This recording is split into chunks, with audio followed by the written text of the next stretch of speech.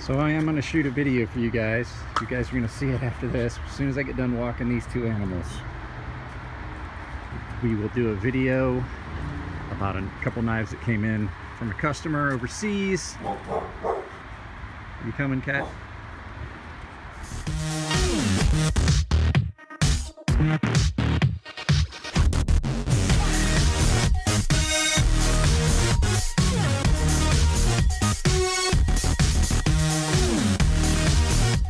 Alright guys, before I start the video about what I was actually talking about, this is a Todd Begg field grade bodega with a compound grind. Now, these are a $650 knife, but the problem, it's not that it's a bad knife, the problem I have with it is I want you to look at how much of that knife cannot be sharpened. The actual edge starts right here. So, if you were to measure, that's about the same distance, same width. Here, I'm trying to get it lined up. Well, let's see, I've got a ruler we can do it with. Let's do it with a ruler. Let's lay this down here. That's about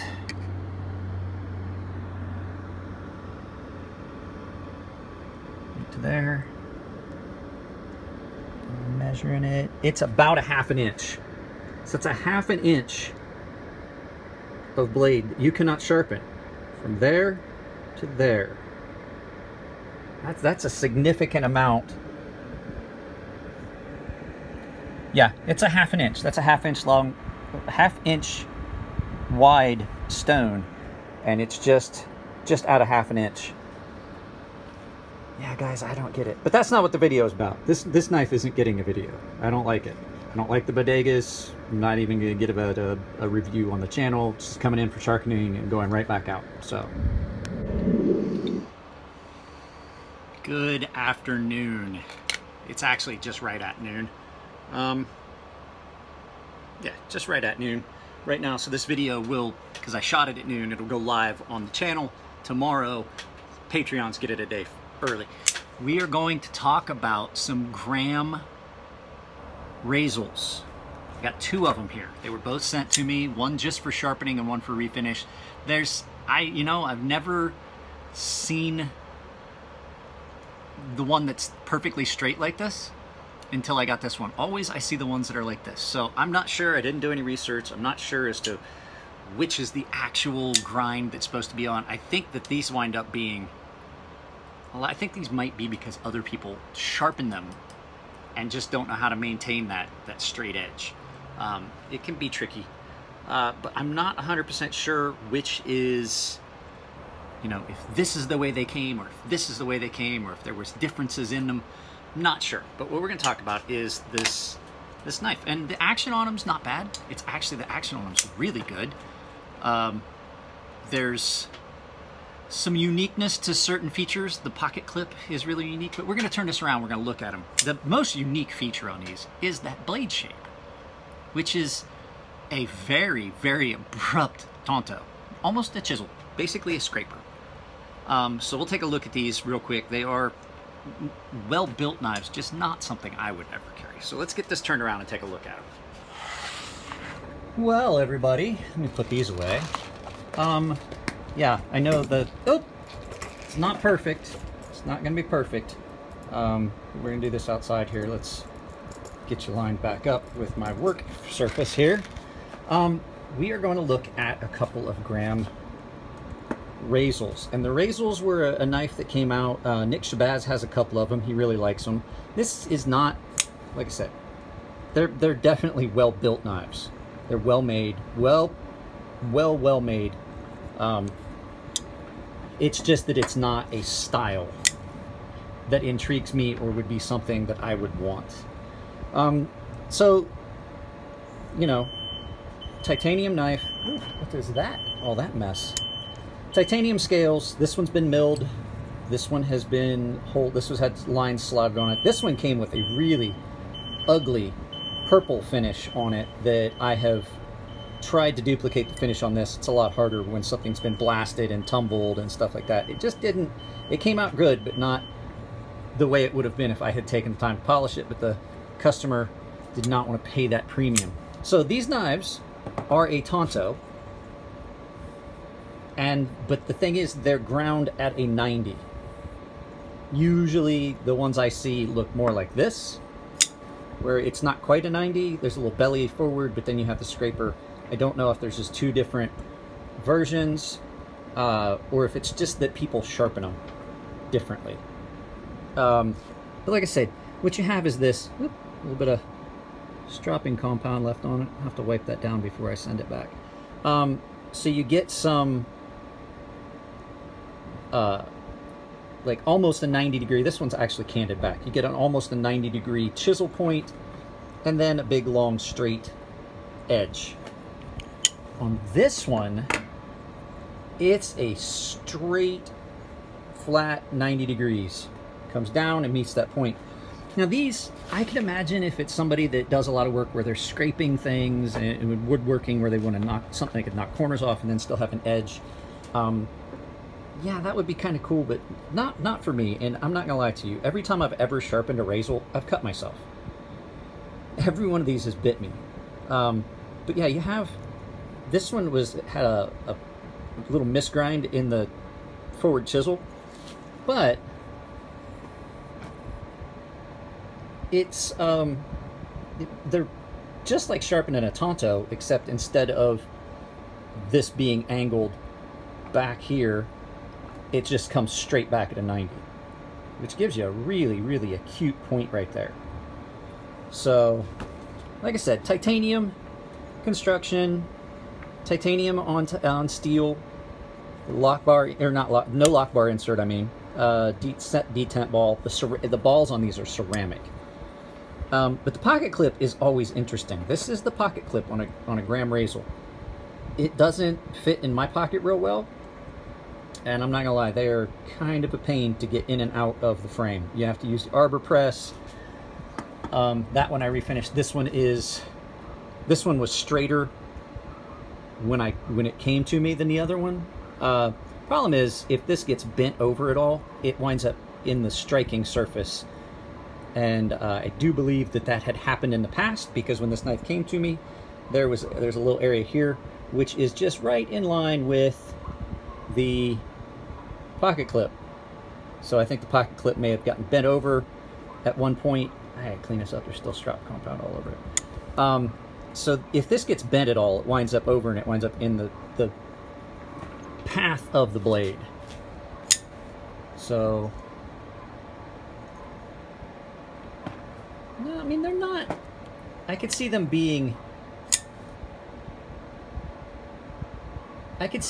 useful in certain purposes, but like I said, this is the Graham Razel. Not a big fan. This one had a finish on the scales that looked a lot like this. So I just kind of wanted to show them to you. There's not a lot to be said for them. It's not something that I would go real in depth on and go to a lot of trouble looking up, because it's just not something that even appeals to me. I'm sorry if that hurts anyone's feelings that like these. I could see them for certain purposes. Some people love them. Like I said, Nick Shabazz loves his. So that's it, guys. Let me get this turned back around and we'll talk about it some more. So yeah, I mean, these are well-constructed knives, comfortable to hold. Pocket clip doesn't get it for me. I would never, they would be, I think the pocket clip is a showstopper for me. I don't like, first of all, I don't like deep carry pocket clips. I like this even less. I actually pocketed one that came in before. I never did a video of it, but I pocketed it for a couple days. Just to get a feel for it. I don't like the way the pocket clip, regardless of how comfortable it is, I don't like where it sits. It does not sit the way you would want a knife, the way I would want a knife to sit in my pocket. It does get the, I will say, it gets it out of the way. It's not a hot spot. I have to admit, of all the pocket clips out there, it's probably the most comfortable that I carried, but just its functionality just isn't there. It just really isn't. Not for me. I don't like the way it sits in my pocket, and it, you know, not to sound picky, it's my opinion.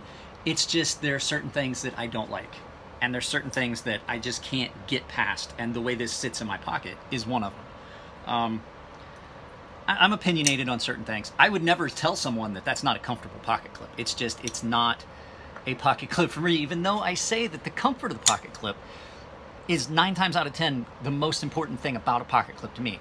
If it's executed well and it's comfortable, which it is, I couldn't get past the way it sits in my pocket. It's just there's no way for me to get past that.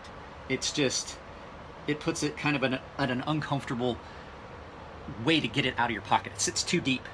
There's nothing to get a hold of. I have to dig around and find for it. If I want to pull my knife out, I don't want to have to play around with it. It's irritating. So, but no, they are a very interesting design. Kind of a take on Tontos. There's been a few knives that wind up doing an interesting take on Tontos. One of them being definitely the Norseman by the Grimsmo brothers. That's an interesting take on a Tonto. That deep recurve, and then that completely beautifully convexed front edge. That's a knife I could see myself carrying more than this. It's just, there's something about that blade design that, and while it's close to this, just isn't quite, it's not quite the same. And so I would be more inclined to say I would definitely carry a Grimsmo Norseman before I would carry one of these. So yeah, not to bag on it. I mean, they're, like I said, good quality materials, good quality construction. The finish, like I said, was pretty bad. I did what I could. I told the customer, I was like, short of me polishing this to get it back, he wanted it to look more like the other ones. Short of polishing this, it isn't going to work. So that's the end of that's it. That's the end for this one. I mean, I really don't have much else to say about the Razel. I've never carried one significantly long enough to form a real opinion of it, except that it's just not a blade it's not a blade shape that appeals to me. I don't like Tontos anymore, except with the exception of a couple, the Grimsmo Norseman, and there's a couple cool looking ones out there, but they're more like a Sponto. The Pena X flipper that's got the recurve and then the flat at the top, and you can see the line where it's basically Tonto. I do like that. It's more of a traditional Tonto. So don't like the Americanized Tontos.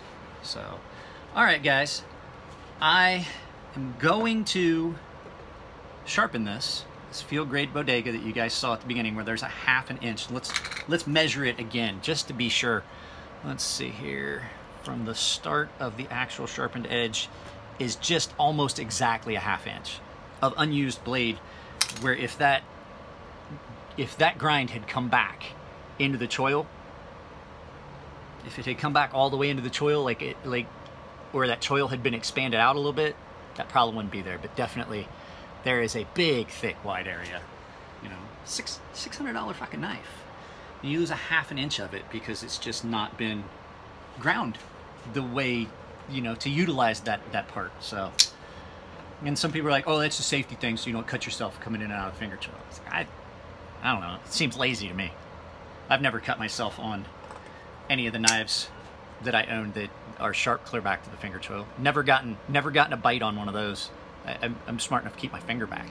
So, but that becomes a pain if you're cutting, and then you get into the the unsharpened portion, because it's a knife, it should be sharp. You get back there and then you rip something, or it doesn't cut, and then it's ugly. It's ugly all day and twice on Sunday. So it's definitely along the line of things that I, at this point, consider laziness on the part of a maker.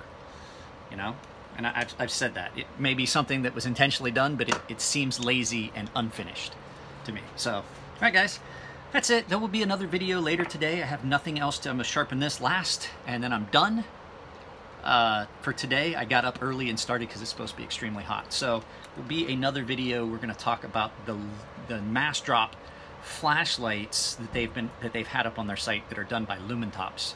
I've been carrying one of these for 4 or 5 months now, and so I can give it an honest, good review.